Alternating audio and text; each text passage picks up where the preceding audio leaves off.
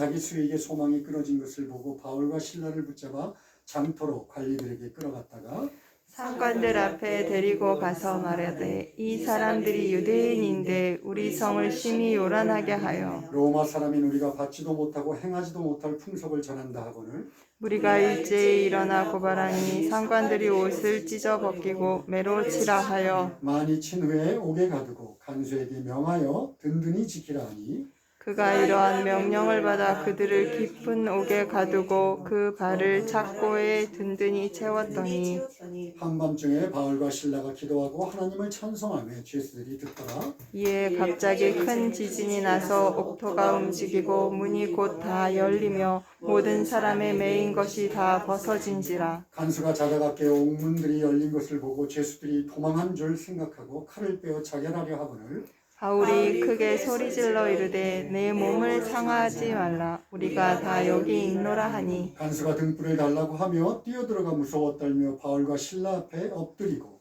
그들을 데리고 나가 이르되 선생들이여 내가 어떻게 하여야 구원을 받으리이까 하거늘 이르되 주 예수를 믿으라 그리하면 너와 내 집이 구원을 받으리라 하고 주의 말씀을 그 사람과 그 집에 있는 모든 사람에게 전하더라. 그 밤 그 시각에 간수가 그들을 데려다가 그 맞은 자리를 씻어주고 자기와 그 온 가족이 다 세례를 받은 후 그들을 데리고 자기 집에 올라가서 음식을 차려주고 그와 온 집안이 하나님을 믿음으로 크게 기뻐하니라.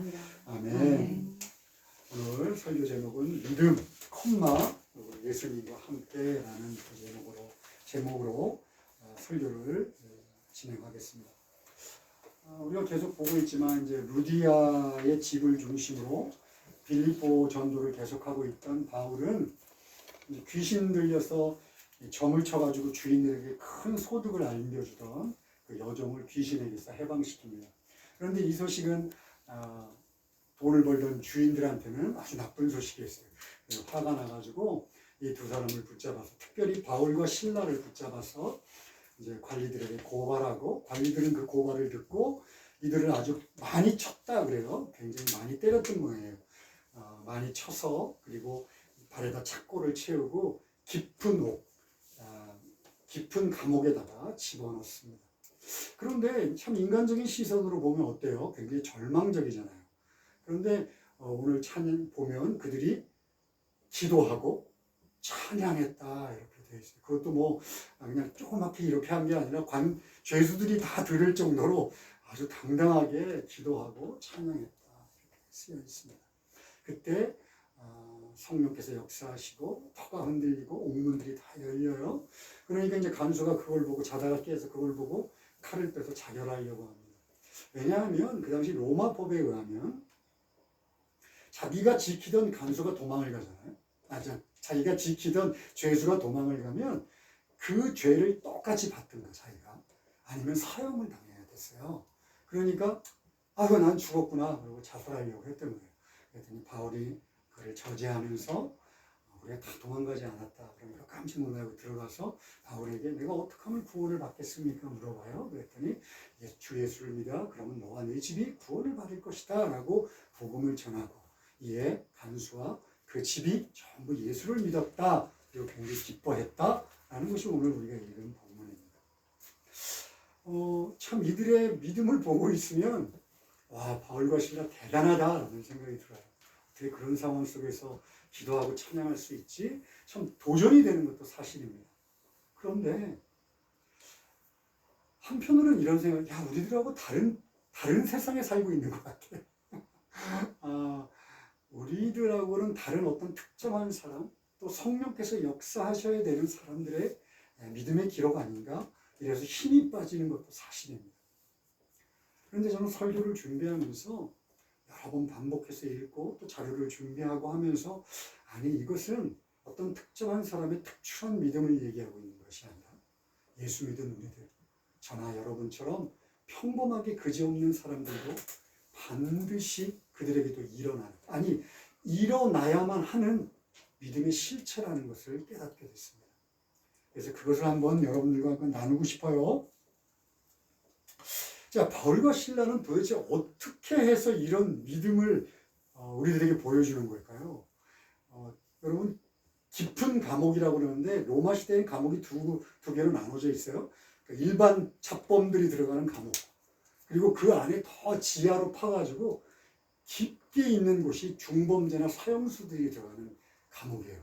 그러니까 지금 바울과 실라는 그냥 잡범이 들어가 있는 곳이 아니라 중범죄자들이 들어가 있는 감옥에 갇혀 있어요. 거기서 기도하고 찬양했다 이러는 거예요. 야, 이걸 어떻게 이해해야 될까요? 이것을 이해하기 위해서는 그들이 과거에 어떤 믿음을 가지고 있는가로부터 시작해야 합니다. 여러분, 제가 여러분들이 지금 현재의 여러분들이나 저가 될 수 있는 것은 우리들의 과거가 저희들을 만들었습니다. 내가 어떤 교육 환경에 있었는가, 또 어떤 가정 환경, 또 어떤 친구 관계, 어떤 가족 관계, 그리고 어떤 일들을 통해서 내가 있었는가가 지금 나를 만듭니다. 그죠? 내가 생각하고 내가 또 말하는 것의 결정은 과거에 있던 나의 경험들이에요. 신앙도 마찬가지입니다. 신앙도 갑자기 똑 떨어진 신앙은 없어요.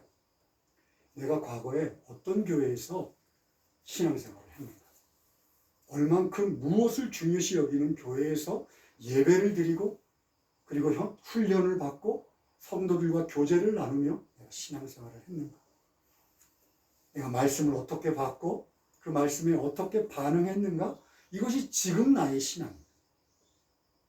그러니까 사도 바울과 실라가 감옥에서 보여준 이 놀라운 신앙을 이해하기 위해서는 그들이 과거에 어떤 모습으로 신앙생활을 해왔는가 보는 것은 되게 중요합니다.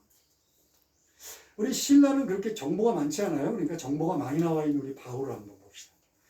바울은 여러분 잘 아시는 바와 같이 아주 그냥 바리새인 중에 바리새인, 철저한 율법을 지키는 율법주의자였어요.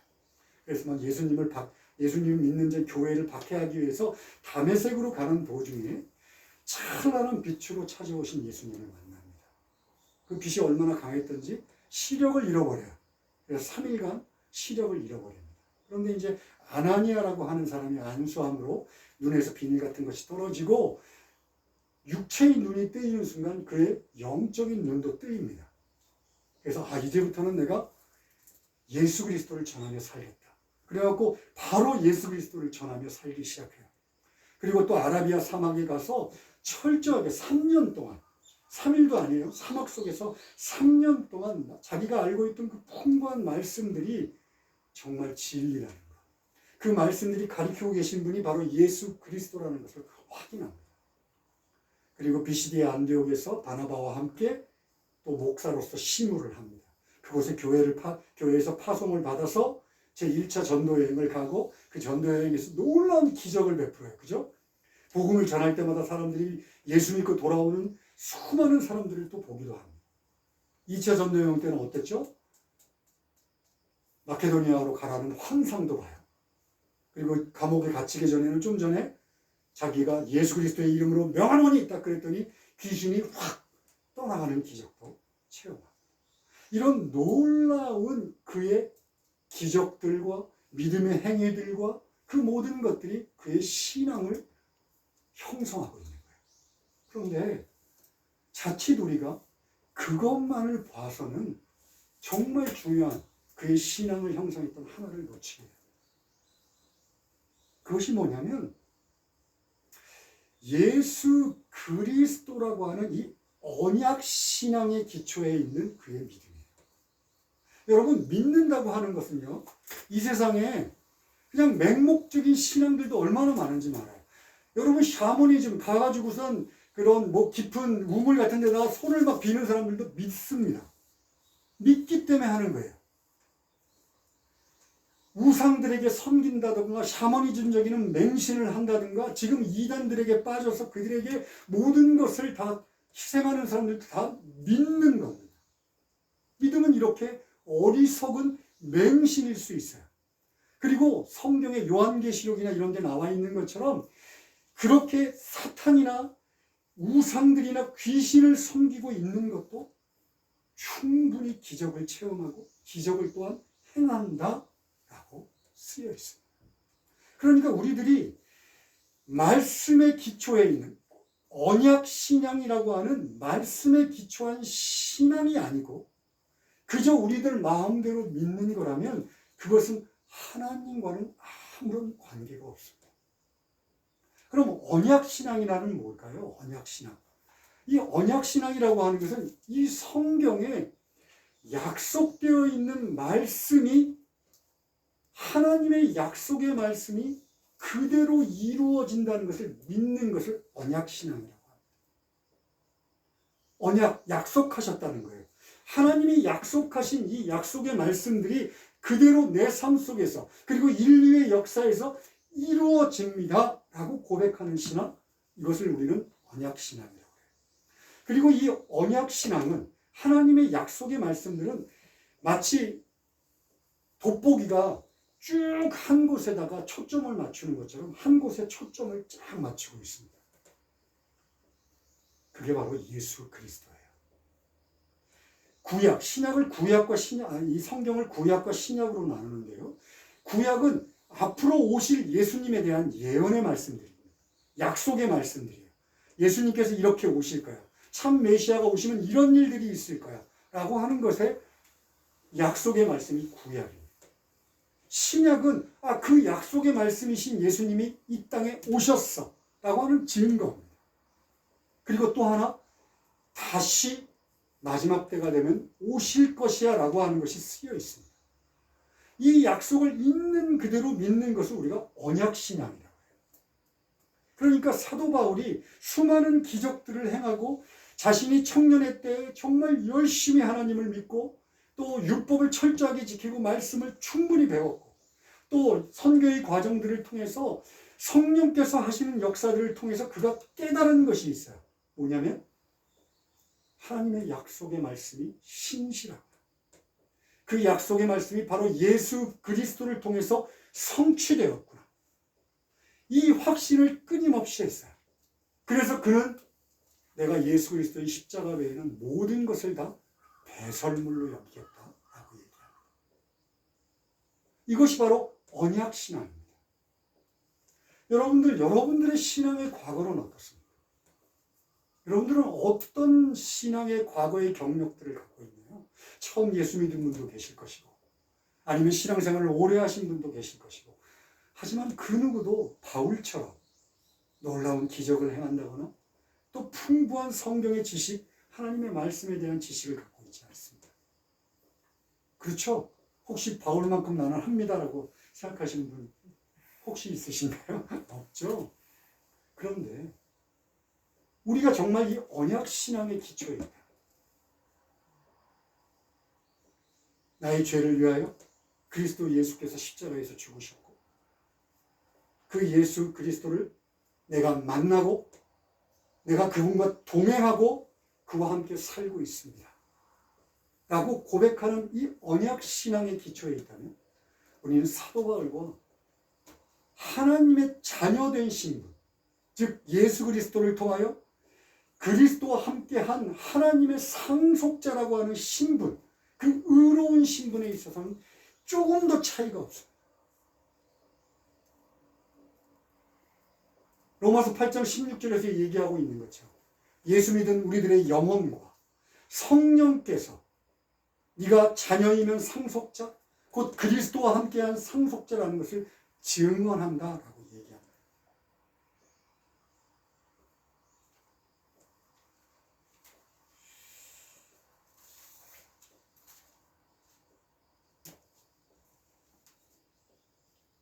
여러분, 이 자리에서 지금 예배를 드리는 이유가 뭡니까? 여러분이 하나님의 자녀이기 때문에 그런 거예요. 여러분들의 예배를 하나님이 받으실 거라는 것을 믿는 이유가 어디에 있습니까? 여러분이 하나님의 자녀이기 때문에 그렇습니다. 하나님이 여러분들을 의롭게 보고 여러분들을 이 자리에 부르셨고 그리고 여러분들이 드리는 예배를 기뻐하신다고 하는 것이 바로 이 언약 신앙의 기초입니다. 누구를 통해서? 그리스도 예수를 통해서. 이 그리스도 예수 안에 있을 때 우리들이 오늘보다 나은 미래에 대한 소망이 또 있습니다. 자, 그런데 이처럼 언약신앙, 바울처럼 이렇게 언약신앙에 딱 기초해서 그냥 열심히 신앙생활을 하고 또 기적들을 체험하고 그리스도 예수와 동행하면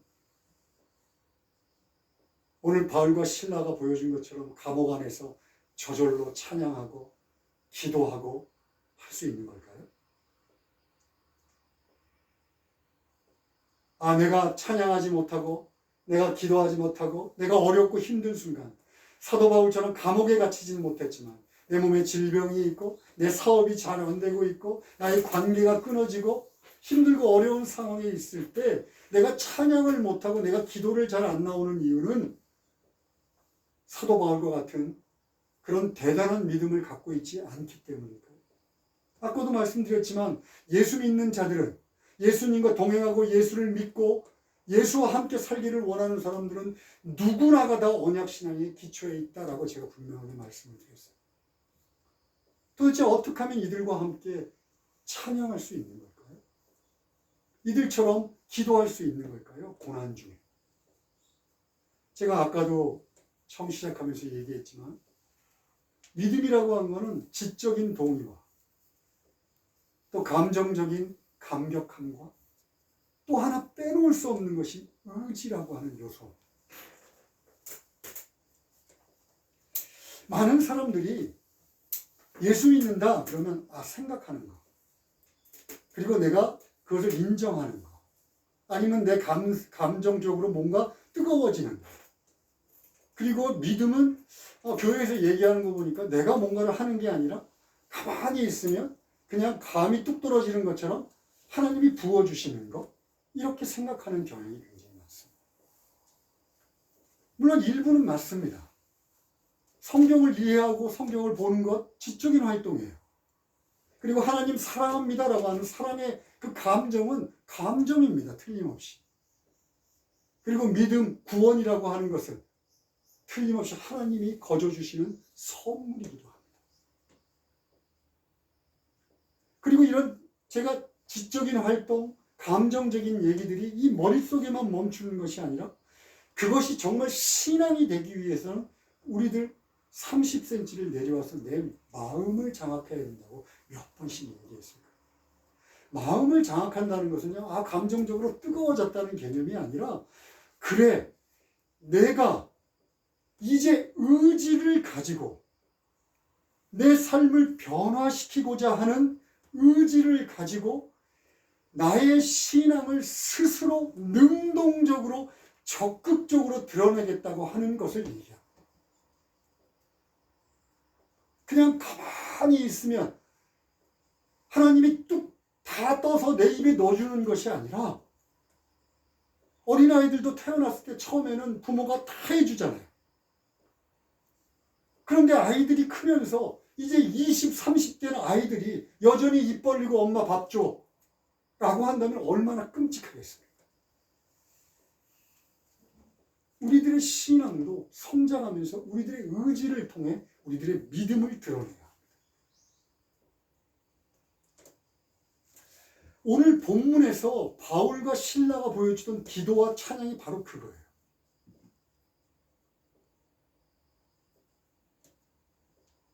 여러분, 예수 잘 믿으면 이 세상의 고난은 전혀 눈에 들어오지 않을까요? 힘들고 어려운 일들은 전혀 상관하지 않을까요? 아니요, 그렇지 않습니다. 우리가 육신을 입고 있는 한, 아무리 신앙의 선배들, 대단한 위대한 선배들도 고난은 고난입니다. 힘들고 어려운 것은 힘들고 어려운 거예요.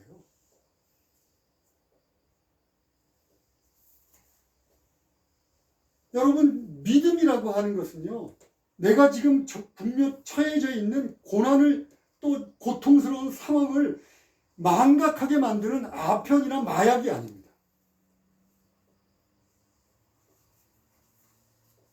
믿는다고 하는 것은 그럼에도 불구하고라고 하는 이 마음 자세가 믿음입니다. 내 삶이 고통스러워. 그러나 그럼에도 불구하고 기도하겠다. 내 삶이 전혀 개선될 것 같지 않아. 그러나 그럼에도 불구하고 하나님을 찬양하겠다. 이것이 믿음입니다.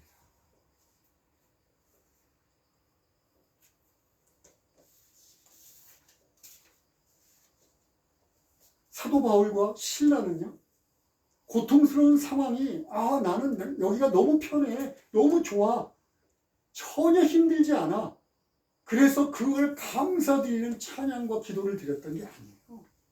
여러분, 그들이 어떤 기도를 드렸을까요?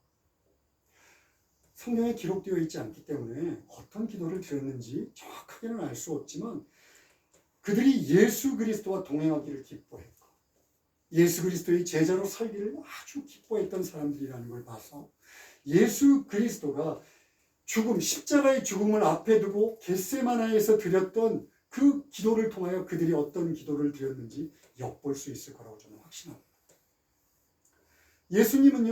예수님이에요. 하나님의 아들이십니다. 그런데 십자가의 죽음이 너무 고통스러웠어요.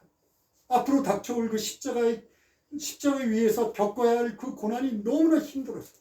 그래서 하나님 아버지 앞에, 주여, 될 수 있거든 이 고난의 잔을 내게서 지나가게 하십시오라고 기도합니다. 바울과 실라도 똑같이 기도했을 거예요. 하나님, 이 고난의 순간이 너무나 두렵습니다. 앞으로 어떤 일이 일어날지, 내가 지금으로부터 나의 사역들이 어떻게 꼬여나갈지, 내가 여기서 죽을지 나갈 수 있을지, 하나님 너무나 두렵습니다. 걱정이 됩니다. 이 고난으로부터 저를 건져 주십시오. 이 고난이 지나가게 해 주십시오라고 기도했을 겁니다. 예수님이 그렇게 기도하셨다면 사도 바울도 당연히 그렇게 기도했을 거예요. 그런데 예수님은 또 이렇게 기도합니다. 주여, 나의 뜻대로 하지 마옵시고 아버지의 뜻대로 해주십시오. 여러분, 예수님과 동행하는 자들은 동일하게 기도합니다. 바울과 시라도, 예수님, 나의 간구가 이루어지만 하나님의 뜻이 딴 곳에 있다면 그 뜻대로 이루어 주십시오. 그리고 그들이 찬양합니다. 여러분, 그들이 불렀던 찬양은요, 지금처럼 아주 달달한 가사들로 우리들의 감정을 막 위로하고 감정적으로 그런 어떤 옆에를 이렇게 쿡쿡 찌르는 그런 찬양이 아닙니다. 그 당시의 찬양은요, 대부분 시편이에요. 시편에다 곡조를 붙이는 거예요. 그러니까 그들이 불렀던 찬양은요, 하나님의 영광을 높이는 거예요. 하나님의 선하심을 노래 부르는 거예요. 하나님의 신실하심을 노래 부르는 거예요. 감옥에 갇혀서 의지를 가지고 기도하며 찬양했던 겁니다. 이때 성령의 일하시고 옥의 터가 흔들리고 그리고 옥문이 다 열려버립니다. 다시 한번 얘기합니다, 여러분. 바울과 실라는요, 옥문이 열려서 우리가 탈출하게 해주래요 기도하지 않았습니다. 여러분, 만약에 그게 기도였다면 옥문이 열렸을 때 그들이 어떻게 했을까요? 얼씨구나, 잘됐구나, 역시 하나님이셔 하고 다 도망갔겠죠. 그러나 그들은 그것을 원하지 않았어요. 하나님, 저희들이 선교여행 중에 늘 주님, 언약신앙의 기초에서 하나님과 동행하는 그 모든 것들이 이루어졌습니다. 그리스도 예수가 나와 함께 하시면 나의 모든 고난들이 해결됐습니다. 주여, 이 고난의 순간 제가 바라야 되는 것은 단 하나, 그리스도 예수께서 나와 함께 해 주십시오. 그리스도 예수께서 나와 함께 해 주십시오. 저는 이 기도의 응답이 이루어졌다고 믿습니다. 옥문이 열리기 전에 이미 이루어졌다고 믿습니다. 성경은 약속하니까요. 다니엘서 3장에 보면 다니엘의 세 친구들이 나옵니다. 느부갓네살 왕이 자기의 우상을 만들어 놓고 거기다 절하지 않는 사람들을 7배나 더 뜨거운 용광로에다 집어넣어 버립니다. 풀무불에다. 그때 이 세 명이 거기에 들어가요. 집어 던져줍니다. 그랬는데 그들을 넣었던 느부갓네살이 이렇게 얘기합니다. 야, 우리가 저 안에다가 던진 놈이 세 놈 아닌가? 그랬더니 부하들이 그렇다고 그래요. 야, 근데 내 눈에는 지금 4명이 보인다. 묶이지도 않고 자유롭게 돌아다닌다. 그리고 한 사람, 4번째 사람은 마치 하나님의 아들 같다. 여러분, 이처럼 예수 그리스도는 우리들을 혼자 두지 않습니다. 더군다나 하나님의 영광을 위해서, 예수 그리스도의 영광을 위해서 살겠다고 마음을 먹은 자들을 혼자 내버려 둔다? 예수님은 아닙니다. 하나님이 아니세요. 예수님은 마태복음 28장에서 얘기합니다. 세상 끝날까지 내가 너희와 함께하겠다. 마태복음 18장에서 얘기합니다. 두세 사람이 모인 곳에 나도 그들과 함께 있겠다. 요한복음 14장에서 얘기합니다. 내가 너희를 고아와 같이 버려두지 않겠다. 여러분, 이 약속은 어떤 특정한 사람들에게 해야 하는 말이 아닙니다. 예수 믿은 자,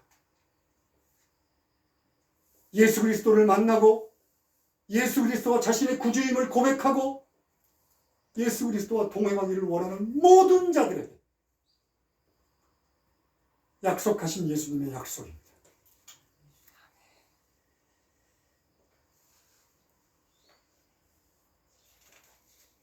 왜 예수님은 이렇게 자신이 가치 있는 것을 강조하셨을까요? 왜? 여러분, 이 세상의 모든 일들, 우리들이 감당할 수 없는 것들, 우리들이 감당할 수 있는 것들, 감당할 수 있는 것처럼 보이는 그 모든 것들은 그리스도 예수가 우리와 함께하면 완전하게 해결됩니다. 예수님은 그 약속을 하시는 거예요. 너희가 어떤 상황에 있느냐? 너희가 어떤 마음을 갖고 있느냐? 그것이 문제가 아니고 내가 너희와 함께하는 것이 모든 문제의 해결입니다. 여러분들은 지금 어떤 상황 속에 있습니까? 곤란하고 답답하고 말도 안 되는 일들이 벌어져서 계획했던 것이 어그러지고 질병에 걸리고 고난이 찾아오고 질기디 질긴 죄악의 뿌리는 깊어서 도저히 그것으로부터 벗어날 수 없을 것 같고 이 세상이 너무 좋아서 평안해서 예수님을 완전히 잊어버리는 위험 속에 처해 있으니까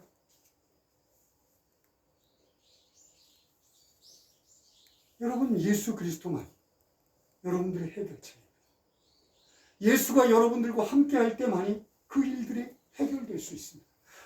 예수 그리스도를 더욱더 간구해야 합니다. 물론 고난이 해결되기를 기도하지 말라, 그 얘기 아닙니다. 이 세상에서 잘 되는 것들을 기도하지 말라, 그 얘기도 아닙니다.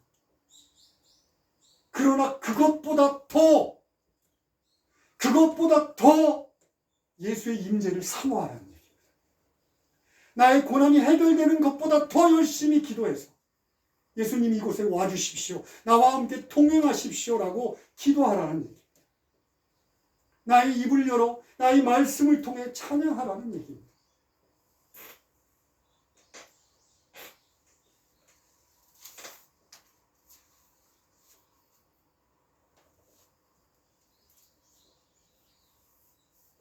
우리들이 왜 이 세상을 살면서 예수님의 임재보다, 예수님의 함께 하시는 것보다, 성경이 이렇게 분명히 얘기하고 있음에도 불구하고 우리는 왜 예수님의 임재보다도 이 세상에 문제들이 더 커 보일까요?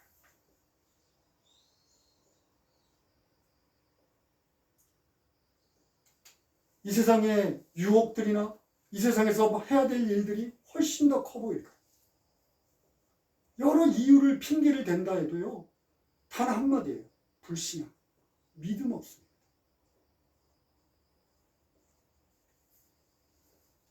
저나 여러분이나 여기서 자유할 수 없습니다.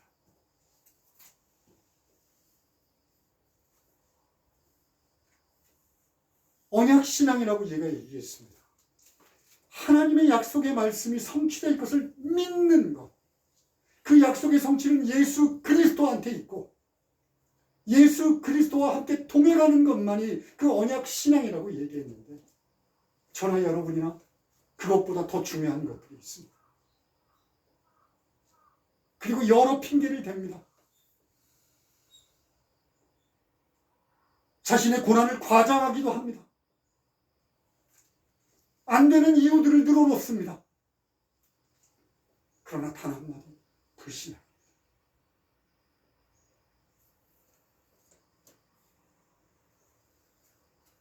여러분, 지난주에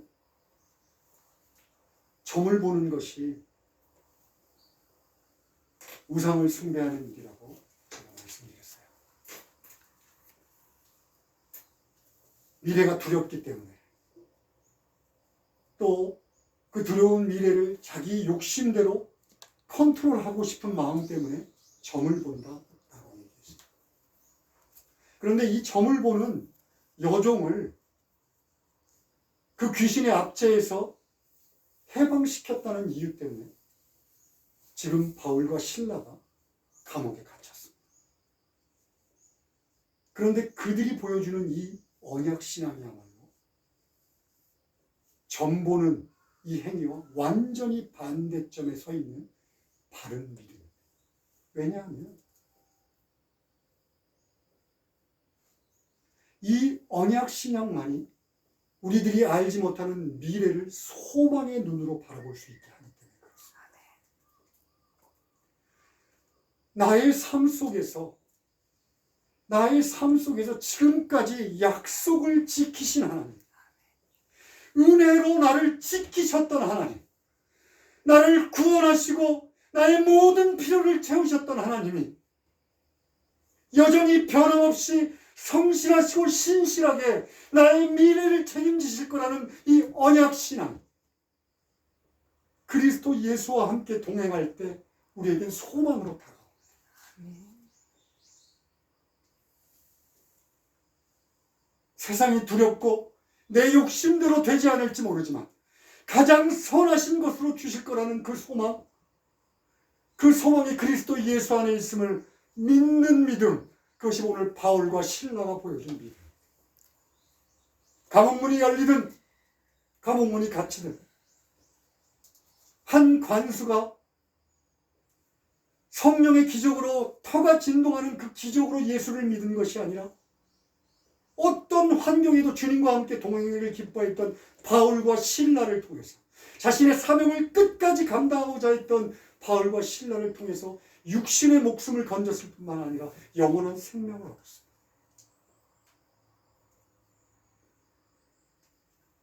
예수 그리스도와 동행하는 소망을 갖고 있는 한 영혼을 통해서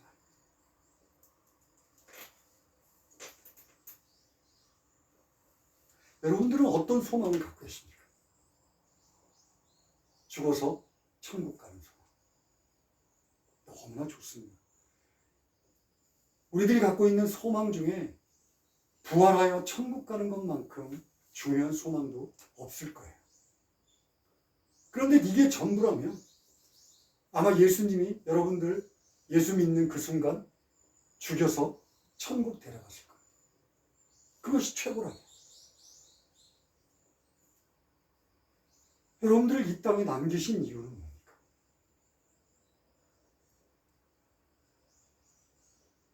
여러분들을 통해서 하나님의 신실하심과 하나님의 성실하심과 하나님의 인자하심이 있는 그대로 드러난 소망을 여러분들은 어떤 것을 붙잡고 있습니까? 예수 믿고 난 다음에도 이 세상 사람들과 똑같이 나나 내 가족 잘 먹고 잘 사는 것, 내가 느끼고 놀고 평생을 그렇게 살다가 죽을 때 간신히 턱걸이에서 천국 가는 것, 이것이 여러분들의 소망이라면 오늘 본문의 말씀은 무슨 의미가 있겠습니까?